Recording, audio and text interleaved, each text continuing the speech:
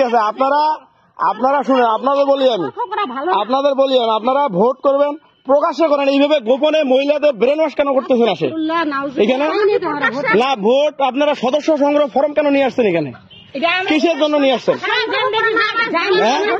না 15 বছর আপনাদের আমরা তো কোথাও দেখিনি। 15 বছর তো এই বাসায় কোনোদিন আসেন নাই তো। না আপনারা আসেন নাই তো এখানে। আপনারা ইসলামের মূল মন্ত্রটাই বুঝেন না।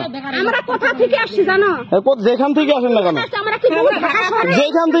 কেন, এখানে আপনারা শুনেন, আপনাদের দলের লোক দরকার, প্রচার দরকার, কি দরকার, আপনারা একটা সমাবেশ ডাকেন, এখানে ডাকে মাইকিং করে কয় হাজার মহিলাকে আমি এনে দিচ্ছি, আপনারা গোপনে কেন কিয়া করবেন? না গোপনে তো করতেছেন। আমার মা আমাকে অভিযোগ করছে আপনারা নাম দেওয়ার জন্য এখানে বলতেছেন, কেন নাম দিতে বলবেন? আপনারা শুনেন আপনাকে বলি আমি, আপনারা তো আইনে মানেন না। একটা মহিলাকে ডাকতে গেলে তার ঘরের পুরুষ হোক বা গার্জিয়ান হোক, তার অনুমতি লাগবে। আপনারা অনুমতি ছাড়া কেন মহিলাদের এখানে নিয়ে আসলেন বলেন? না মহিলারা আছে, একটা মহিলা শুনেন, আপনার স্বামীর যদি অনুমতি না দেয় আপনি ঘর থেকে বের হতে পারবেন না, তাহলে আপনারা কি শাসনতন্ত্র মানতেছেন? আপনারা এই গ্রামে যে আসবেন, অবশ্যই ওই গ্রামের পুরুষদের জানাইতে হবে, আপনার মাধ্যমে, আপনাদের পুরুষদের মাধ্যমে জানায় আপনারা এখানে বসে নেবেন না। আপনারা এইভাবে কেন নিয়ে আসবেন? না আপনারা 20টা ইউনিট বন্ধ, আপনারা এই দিকে আসবেন না, এইভাবে আমাদের জানাইতে হবে, জানায় তারপর আসবেন, তার আগে কিন্তু আপনারা আসবেন না।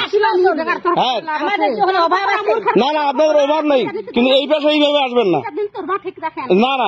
এইভাবে আসবেন না, এইভাবে অপপ্রচার করতে হবে না। ধর্ম বিক্রি করে খাবেন না, ধর্ম বিক্রি করে খাবেন না, ধর্ম বিক্রি করে খাবেন না, ধর্ম বিক্রি করেন না। এইভাবে গোপনে মহিলাদের ডেকে নিয়ে আসে, শুনেন, গোপনে মহিলাদের ডেকে নিয়ে আসে, এইভাবে তালিম দিবেন না। না বললাম তো যে ধর্ম বিক্রি করে খাবেন না।